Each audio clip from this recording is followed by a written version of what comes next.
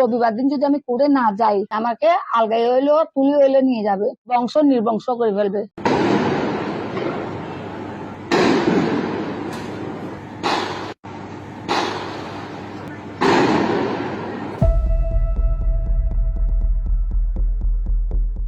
চট্টগ্রামের বাকলিয়া এক্সেস রোডে কলেজ ছাত্র ও আনসার সদস্য সাজ্জাদ হত্যার ঘটনায় পরিস্থিতি হঠাৎ নাটকীয় মোড় নিয়েছে। সন্তান হারানো এক মায়ের বিচার চাওয়ার লড়াই শেষ পর্যন্ত যেন ক্ষমতার দেয়ালে ধাক্কা খেতে যাচ্ছে। 23 নভেম্বর চট্টগ্রাম মেট্রোপলিটন ম্যাজিস্ট্রেট আদালতে হাজির হয়ে মামলাটি প্রত্যাহারের আবেদন করেন নিহতের মা ফরিদা বেগম। আদালত আবেদন গ্রহণ করে আদেশের জন্য 27 নভেম্বর দিন ধার্য করেছেন। কেন এমন পিছু হটা? কি এমন ঘটলো যে খুনিদের বিচারের দাবি করা এক মা নিজেই আদালতে এসে মামলা তুলে নিতে বাধ্য হলেন?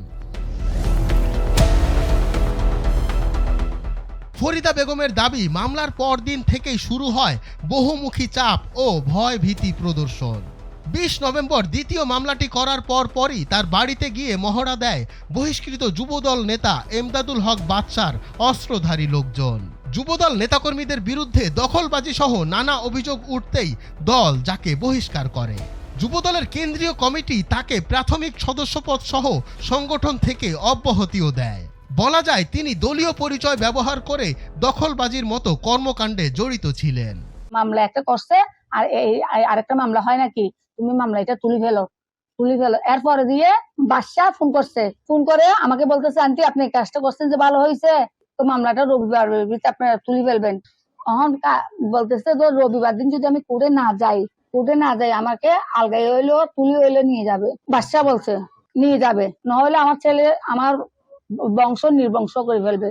সন্তান হারিয়ে বিচার চাইতে গিয়ে যখন নিজের পরিবারের নিরাপত্তা বিপন্ন হয়ে যায়, তখন ফরিদা বেগম নিরুপায় হয়ে আদালতেই মামলা প্রত্যাহারের আবেদন জমা দেন। মামলা করানোর পরে দিয়ে এই রাত 11, ওরা আমি বাসা যাওয়ানোর আগে দিয়ে ওরা 20 থেকে 25 জন মানুষ নিয়ে ওরা রাতে 11টা বাজে আসছে। এদিকে এমদাদুল হক বাদশাহ বলছেন তিনি এসব বিষয়ে কথা বলতে চান না।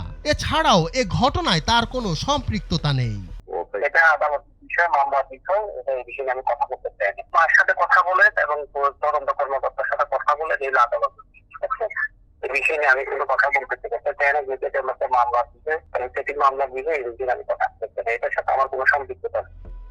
কিন্তু এই গল্পের শুরু আরো আগেই। 27 অক্টোবর রাত 12:40 থেকে রাত 1:05 রহস্যজনকভাবে অন্ধকারে ডুবে যায় সৈয়দ শাহ রোড থেকে বলাকা আবাসিক এলাকা। মামলায় অভিযুক্ত 13 নম্বর আসামি মোজাম্মেল হক স্বীকার করছেন ঘটনার দিন তার অস্ত্র সরবরাহের কথাও। ওই দিন ধরেন না 12টার দিকে হাইরাইড অ্যাক্সেস রুট দিলাম, সেদিক থেকে একটা সামান দিল, সামান নিয়ে আমরা সহ গেলাম অস্ত্র। হ্যাঁ, এখন ওইখানে যাই দেখতেছি যে কি অন্ধকারের মধ্যে কি হঠাৎ সাজ্জাদ গুলি খেয়ে পড়ে গেল, মেডির সাথে মিশে গেল, মানে স্পটেই ডেড। স্থানীয়দের দাবি ঘটনার আগে থেকেই এলাকায় বিদ্যুৎ ছিল না, হয়তো অন্ধকারের সুযোগ নিয়েই সেদিন গুলি করে হত্যা করা হয় সাজ্জাদকে। না, কারেন্ট ছিল না, আগের তো কারেন্ট নেই, প্রায় সন্ধ্যার পর থেকে কারেন্ট ছিল না। 1-2টা পর্যন্ত মনে করো যে বন্ধ হয়ে আসলো, দোকান বন্ধ আসলো, আমরা দোকান লাগাই দিয়ে বসে আসলাম। 10টা বাজে এক সময় গেছে যে এদিক দিয়ে ফেরত আসি না, কোন দিক দিয়ে এসে আবার আসি এদিক দিয়ে। পরিবারের ধারণা যাদের নাম বলা হয়েছিল তারা নয়, বরং আরো প্রভাবশালী কেউ তাকে টেনে নিয়ে গিয়েছিল মৃত্যুর ফাঁদে। হত্যাকাণ্ডের ঠিক আগেই সাজ্জাদকে ফোন করে ডেকে নেওয়া হয়।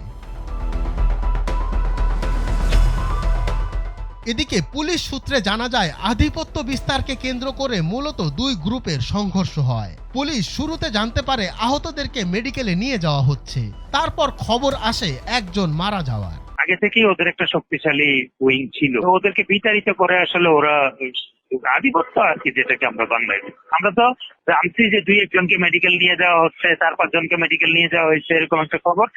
তার মধ্যে প্রায় 20-25 মিনিট বা 30 মিনিট পরে আমাদের কাছে খবর আসলো যে মেডিকেল কলেজ হাসপাতালে একজন মারা গেলেন। সাজ্জাদ হত্যা মামলা এখন আর সাধারণ মামলা নয়, বরং রাজনীতি, অপরাধ, ক্ষমতার প্রভাবের সম্মিলিত রূপ, এমনটাই মনে করছেন স্থানীয়রা।